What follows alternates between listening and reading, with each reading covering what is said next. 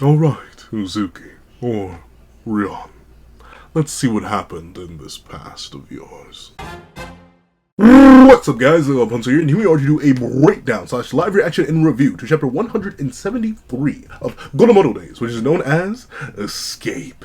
And I'm intrigued, I'm intrigued. Call me Dracula, for I'm very, very, very intrigued to see the past of not Sakamoto, but Uzuki and Rion, but through Uzuki, considering there is no real Rion, considering Rion is just a copy of Rion that was born of Uzuki. It's very, very weird, but ultimately it seems we're going to get a continuation of the Sakamoto's past arc, or at least not necessarily a continuation, considering we saw a time skip in that arc. We're going to get some fill-in, considering there's still a whole bunch that is mysterious about the past of Sakamoto days, specifically the origins of this copy of Rion, the origins of the Rion-Uzuki relationship. A lot is left to be filled in this chapter, just based on this first page, seems to be getting ready to fill all that in. Obviously, the context of the previous chapter 2, so you know your boy is excited. So let's not waste any more time, and let's hop right into it. Editing me, are you ready? 3, 2, 1, go. What's up, guys? That guy with a pencil here. Fun fact, I do happen to have it on me and keep it on me at all times. Hey, another fun fact. I'm interested to see what happened with Kandaka. Kandaka is a character who has revealed to still be alive. That came out completely wrong. He's been revealed to have still been alive all this time. But I wonder what for. Like, notably, while Suzuki-sensei has definitely taken an absolute sledgehammer to my ankles on numerous occasions, I feel like they aren't, pardon me, I feel like they aren't crazy, buku bonkers, wild. I feel like there'd be a reason to keep a character alive in a series where we're so willing to callously remove characters regardless of their importance or perceived importance. Harumo was sliced in half, y'all, and apparently Gaku fell to a stab to the heart. Once again, that's yet to be confirmed. I'm really hoping that's not the case, or he will forever go down as the Jogo of Sakamoto days, which is going to be horrible. 0 wins, 0 ties, 2 losses, horrid. But still, he's still alive. And don't get me wrong, I'm more than happy to have him alive. I think Kandaka has one of the more interesting fighting styles in Sakamoto days. And by more interesting fighting styles, I mean I really like speedsters. That's it. I just really like speedsters. But notably, he's way older now. It's been like an entire decade since this time period, and he's been inactive for so long. So I'm really wondering what his role will be if he does get brought back in the current narrative, since he's still alive. Heck, we know Yotsumura fell to power creep. Like, Shishi was stronger than Yotsumura. And Shishiba, while powerful, clearly isn't the most powerful member in the order, not by a long shot. He may not even be Taurus level. We still need to see all that. Don't get me wrong, Shishiba fans, don't slaughter me. But still, interesting that this man is still alive. But we'll see. Oh, Uzuki going for the dash. Let me go fast. He's booking it. Could not book it fast enough. Golly. Interesting, though. Once again, keeping him alive. Wow. Let's see. Grabbed. Pin him to the ground. Let's see. I love how Uzuki's just like, well, then do it. I ain't doing nothing. Do it then. Like legitimately, he's just like, whatever. Kandaka's dead, Uzuki. All because you dropped the antidote. Did you do it on purpose? Okay, he immediately says yes. But Rion, what do you think? Like, like, don't get me wrong. I'm clumsy, you know? I drop stuff, you've seen me drop stuff on camera. Numerous times. I'm pretty sure in Sakamoto days reviews, I've dropped a bunch of stuff on camera. I've dropped this sword more times than I can count. I'm shocked it's still in one piece. Can we get much higher? So high? I'm sorry, but you mean to tell me you, Rion, think this highly trained assassin just suddenly got butterfingers on the one thing that could have saved Kandaka's life? Well, like, come on now. Let's see. Yes. At least he admits it. Why? I had no choice. I had to do it. Oh, okay, at least he's fighting back. All right. But, like, Here's a big question that's been brought up recently, especially with Sakamoto and like a lot of Uzuki's early series mannerisms, and the idea that maybe Sakamoto was in Uzuki longer than we knew, or something like that. A big, juicy, hefty, thick question that is still sort of laid under the table is this the real Uzuki? Is the X / the slur / Uzuki we know, is that even the original?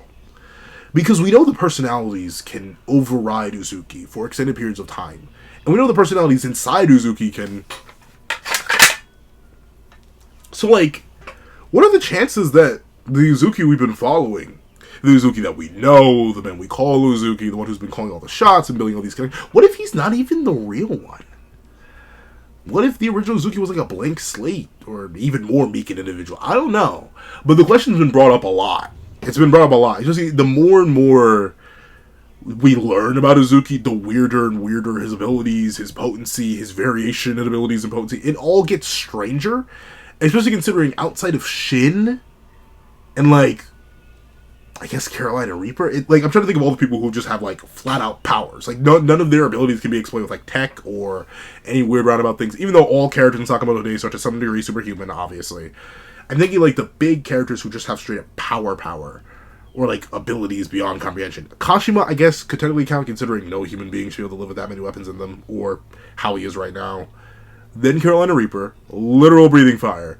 I guess you could argue Club Jan because of the hypnosis stuff. But I'm not sure how much of that is...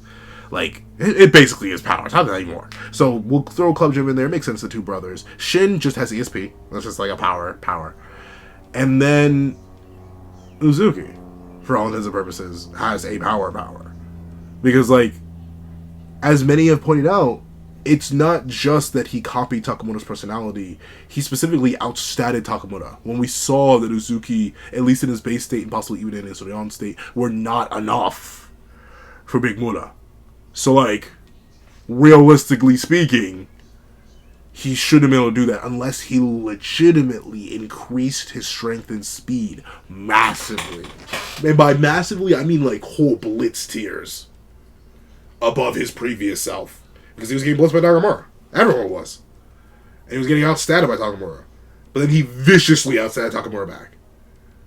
So like stole the sword that he was using out of his grip and straight through the middle. So the question is valid. Since we know so little about Uzuki, his past, his origin of his abilities, how his abilities work, it's entirely possible that the original Uzuki, or the Uzuki that we see here and now, isn't even the real one. Which is interesting. The only reason I'm hesitant to even like give that too much weight or even think it'd be the case is because what's exactly gained narratively from that? Like, Rion being inside Uzuki is massive narrative gain. It gives Akira this whole character arc to go on. It gives Nagamo character conflict. It gives Sakamoto character conflict. It gives every other character that has ever had dealings with Rion character conflict. But mainly our main character, our arguable pseudo-antagonists, and so on and so forth. Revealing that Uzuki isn't even Uzuki, like outside of his brother, who isn't a major character and doesn't clearly care about him in Asaki, and I guess Kumanomi? If she's really the only one from the orphanage that's left at this point. If Gaku's surely gone, and Haruma's definitely gone, considering he was literally sliced in half, the only person that would affect is Kumanomi. And we've seen how the narrative, and by proxy, Suzuki-sensei treats Kumanomi. They're nice to have around. They have a cool power set. They will get backhanded. So, I don't know. I'm interested. But real with the weave. You think you can beat me, you gloomy loser? I mean, yeah, she does have a point. Oh, see, body, bro. Kept him alive, though. Once again, I don't know. Once again, I guess this just comes down to the idea that, one, your boys, it's never something that's crossed my mind. I mean, it's crossed my mind, but it's, like, only under the most extreme of circumstances would I ever even consider it. So it's, like, my level of interest or investment in the possibility of the idea is, like, negligible. But I'm interested to see that a person who's so blasé about life and the willingness to take it is so invested in Uzuki for reasons. I guess. I don't know. It just seems strange. Let's see. Aren't you going to kill me? That's why I came after you, but it seems like there's more to the story. What do you mean you had no choice? Does it matter? like, Kandaka's... I guess, like, they didn't know Kandaka. They have no care for Kandaka. But he also didn't really know Uzuki. I guess because Uzuki's an age mate. And there is clearly more than... I guess. And it's always good to know. Especially considering... I guess I'll chalk it up to Rion right now, feeling no real threat from Uzuki. Because Uzuki's not going to beat her. Rion's clearly clear of Uzuki. The only time, like, I'd get worried is ever, like, fall asleep around him. Or be in a vicinity where he could possibly have backup. That's the only time that's necessarily be worried. So at this point, you're in a safe space. You're by yourself. You're gathering information, trying to figure out things. Yeah, it makes sense to keep him alive. It's kind of like... It's kind of like if you have a dog, right? And the dog is very, very aggressive. Very, very loud and mean and dangerous. There are two types of dogs you could have. Obviously, there are more. But you could have a Shih Tzu. Like the little tiny fluffy dogs that like are like maybe this tall and this big, but like that wide. And they can be all loud and mean and aggressive. They're going to do basically nothing to you. They can barely harm a child. Or you have a really, really mean and really, really aggressive Rottweiler. Or Great Dane. Or Great Pyrenees. That could one-shot you if it really felt like it. Or a great, really, really aggressive Husky. Yeah, you're going to take your chances more with the Shih Tzu than you are with the Husky. So, like, I get it. I do get, ultimately, Rion's idea here. Like, right now, for all intents and purposes... He's a really angry puppy who can't do much. But let's see. My family's being held hostage. Hostage? If I didn't take... I said already. If I didn't kill Kandaka, then they would have killed Gaku. He's only 13. He's like a little brother to me. Like. Nah, ain't your little bro. 13? He's just a kid. Who on earth? What do you think? Well, to be fair, she has no context. But, like, is this the first? I don't know. Like, once again, maybe I've consumed too much media. I've consumed way too much media. But, like, are you really surprised that people would do this? Are you really surprised that someone would use a child to manipulate an adult or, like, a near adult? Like, this is new. This isn't crazy. This isn't new next level stuff. Like, yeah, of course. That's common. Like, children are typically used as hostages in situations like this. It's either children or spouses. At least in fiction. Once again, I don't know. Luckily enough, I don't have to worry about that. For now. Please. Please. Please! But, with that being the case, I'm shocked she's so surprised. He's 13. He's just a kid. You work in the assassination world. Presuming the most gentle assertion you can here. Are you really shocked that people who are enemies of an assassin or using an assassin would take a hostage? Even a child one? Come on, Ariel. I know you know better than that. But let's see. I grew up in a facility that raised orphans to be assassins. We were weapons of the JAA. We weren't allowed to live lives of our own. We were forced to go on unthinkable missions. And take people's lives we didn't want to. By the man who runs the orphanage. Asaki. Okay, so they aren't actually brothers. Okay.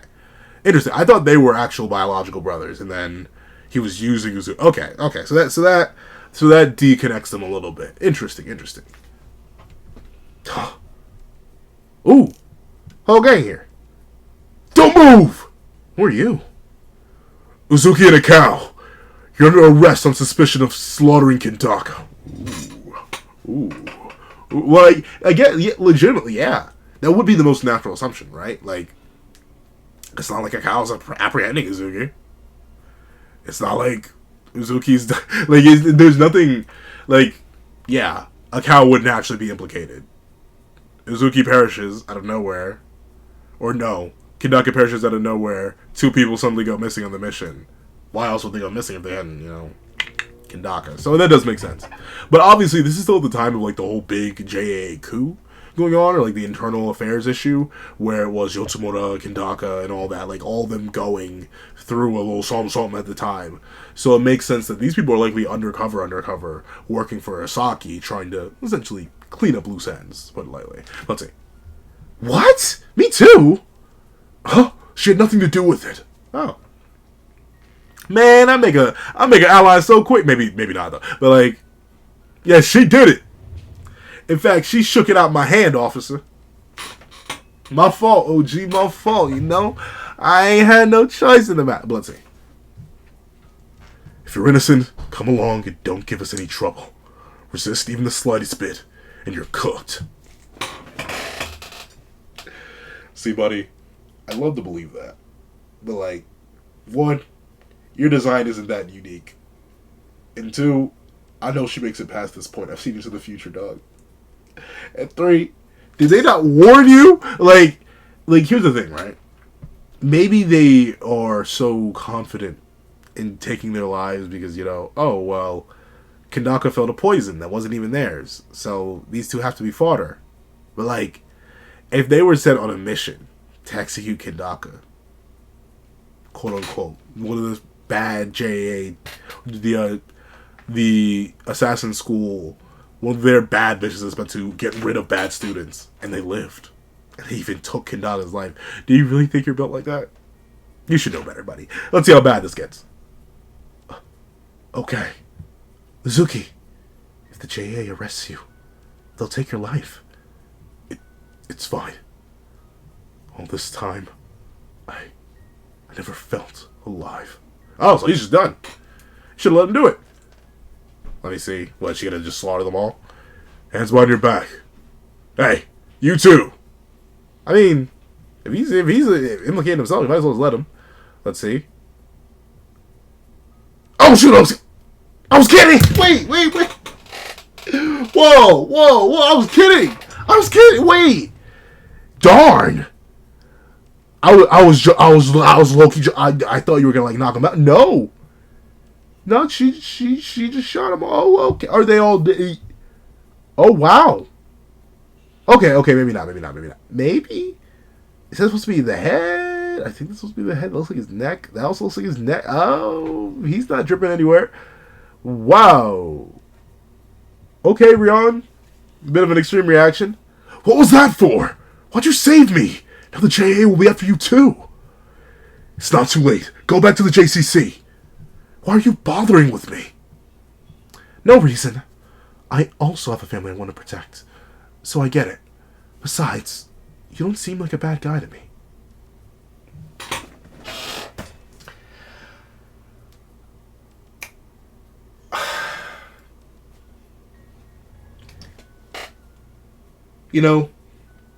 The more and more I read fiction, the more and more I read, especially review fiction, the more and more I find out how selfish I am. There's no way. Question for y'all. You're put in the same situation. Exact same situation as Rion. Exact same level of power, exact same level of influence, exact same level of information, all that. You're put in that exact same situation. Are you going to suddenly slaughter your captors? Or the people who are coming to capture you for pitting down and stopping, a guy who slaughtered a very high-ranking member of your association? And then living on the run, I guess, for the rest of your days because you decided to slaughter those people and now basically implicate yourself for the slaughter of that guy you were working with? Because me personally, I just went, I don't care. Oh, no. Sad sob story. Oh, your family. That's crazy. I have a family, too. I'd rather not. Her reasoning here is kind of icky. I don't know. It's kind of whack. No reason. I also have a family I want to protect. So I get it. How are you going to protect that family if you're now on the run from the JAA for the rest of your days? With a guy who's willing to slaughter an order member. What makes you think he won't slaughter you if given the chance? Oh, he shared you a sad backstory. Okay, and? He's clearly shown he doesn't necessarily care about other people's lives if it comes in conflict with his family. So why would you go along with him where you could hypothetically become a conflict for his family? And I'm presuming that's what happened. Once again, we know Rion dies, so I don't really get this choice on any level character-wise, but I'll admit I just don't know that much about Rion. She's a major part of the Sakamoto's past arc, because the Sakamoto's past arc is 10 chapters. If that. Is it? Once again, I need to reread. I don't even think it's that long. So we didn't actually get much exposure to Rion, but technically we do know she's a risk-taker who cares about her niece. But I'm not sure if this is the best way you could take care of or protect your niece. Seems a little bit counterintuitive to align yourself with someone who is now basically the JAA's most wanted, when you could have just gone in, been hey, he did it. You can ask him. He clearly was willing to cooperate and give himself up. I don't really know. If this is a situation where it was maybe she did it just because no matter what she did, she would have been slaughtered by firing squad for not immediately apprehending and defeating Uzuki. Maybe that'd be it. But, like, the reason she gives here, I also have a family I want to protect, seems so counterintuitive to making yourself now a major enemy to the entire organization you dedicated your life to. I don't know. Seems a bit counterintuitive. Let's see. Oh, he's crying. Type skip? What now? What now? I have to go back to the Alkamar. The orphanage. I get that you're worried about your family, but if you go back, the same thing will just keep happening. But if I don't go back, then everyone... Fine. We'll just have to think of a way to free your family. You can pay me back with a carton of smokes.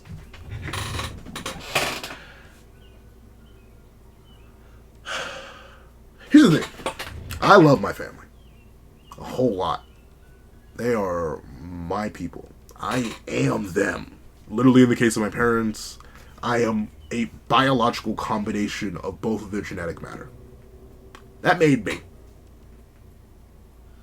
And thusly, I care a lot about them. I even care about the family that I'm not even directly related to by blood. If you are my family, you are my family.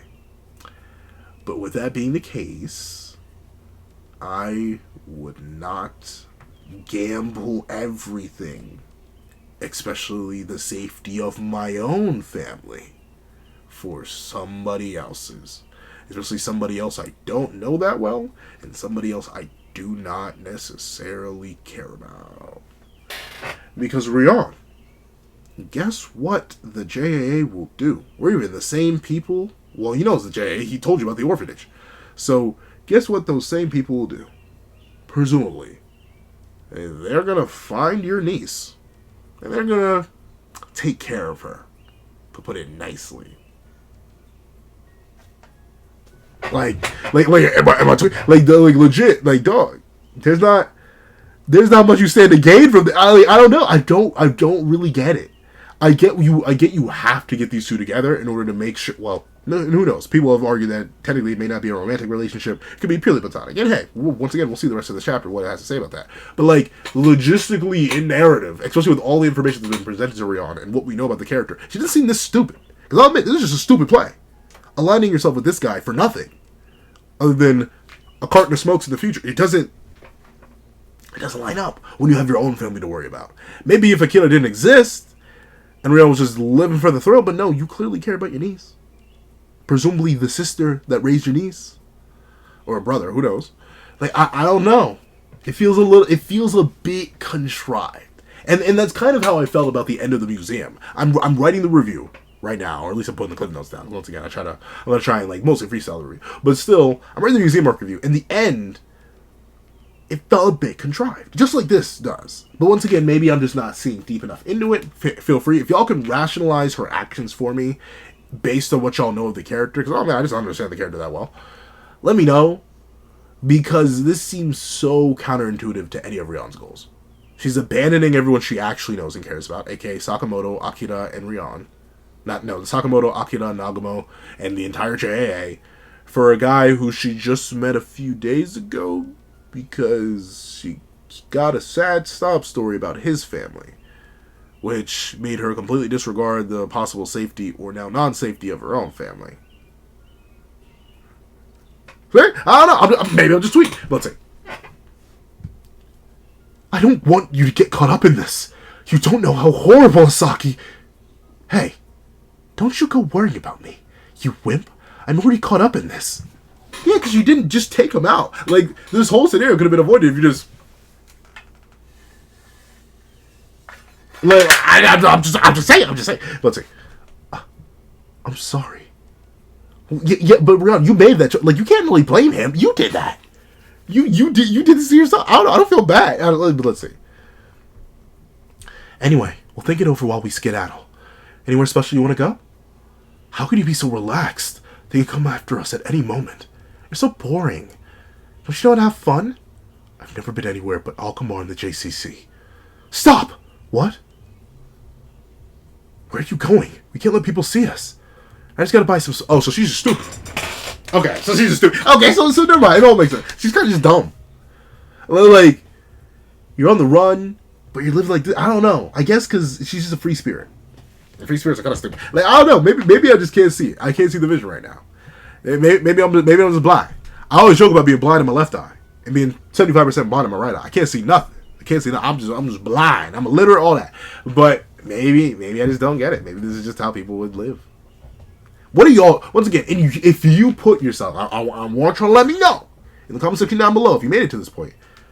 What are y'all doing in Rion's situation? Are you doing what she's done or anything close to it? Because personally, I'm taking out Uzuki and I'm reporting back. Hey, yo, dude dropped Kandaka. Dropped the antidote that would have saved Kandaka, causing the Kandaka to run and drop. I don't know. See what he was tweaking? I took him out. Doses. I got to go check on my knees. Like that would be me. I don't know, but let's see. I got us some breakfast too. Yum! Okay. Interesting breakfast. Corn dog? Let's see.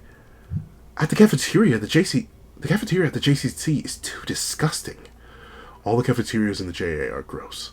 One theory is that assassins are always under extreme stress, so their sense of taste is totally out of whack. That can't be true. Wow.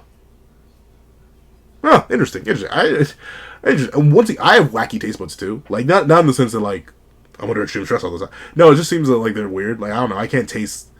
Well, here's the thing. I can taste everything normally, but I just don't have the same like flavor accoutrement or like the limits that some people do. Like I love spicy food. I can eat a bunch of spicy food all at once and basically not feel anything. I've done it before. I've consumed an entire onion thinking it was an apple because I wasn't paying attention. There was something wrong with me. It wasn't really 2 a.m. and the lights were off. But still, I ate that and I didn't necessarily consider anything wrong with it because my taste buds are that out of whack. So like, I don't really knock it. But let's see. Too bad we don't have any convenience stores in NJA branches.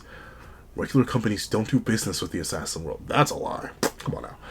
Dude, you're a real downer. I don't know how to fill the tank.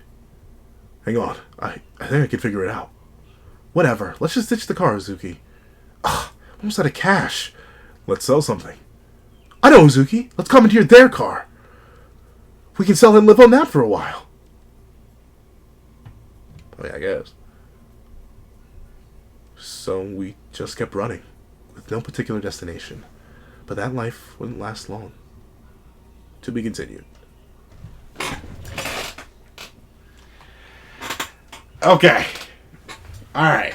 Y'all gonna call me meat. I wish there was something bad. I mean, once again, maybe this is just 2 platonic homies doing homie things for home eternity. Well, obviously, the home eternity, one ate the other. Not in that way. Well, maybe in that way. Who knows? Completely platonically. But one did create a copy of the other's personality. Presumably under extreme stress? I don't know. Once again, the activation of Uzuki's ability for Rion's particular case will likely be explained next chapter.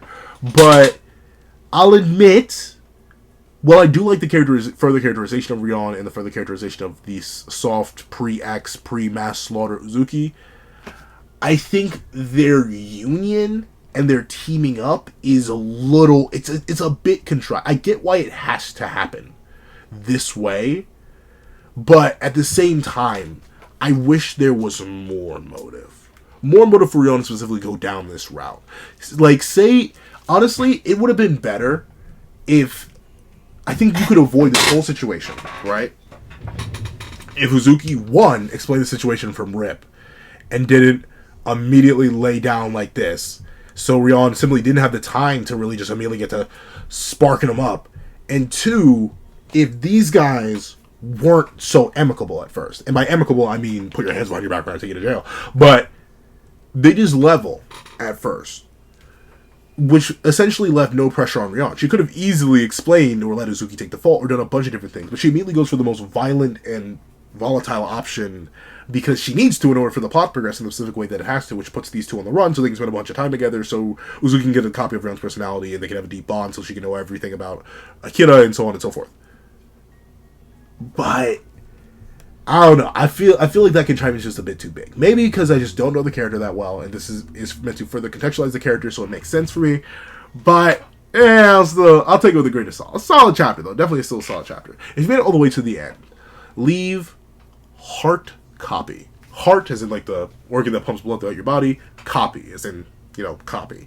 In the comment section down below. I'd like to thank you so much for watching. Please remember to leave a like, share, comment, and subscribe. And make sure that notification bell so you don't miss out on any videos that come to the channel. Also, I do have a Patreon down below where you can support me for as low as $1. Get them on now on. You things like exclusive videos, early content, and more. Listen, I become a member of the channel for as low as $3 a month and get the same perks and more. Some of those perks will include the live reactions, have a series that I happen to review, ad-free variations of all my videos, and if you come in $25 Patreon or $25 member, you can order whatever video you want. Also, I do have a link to my Ko-Fi description down below where you can drop 5 beans for a short video, 25 beans for a long video, or any beans at all. Any support is always greatly appreciated. Now, I'd like to thank you so much for watching once again, and I hope you guys have a wonderful day. This is Dago the Pencil, writing off.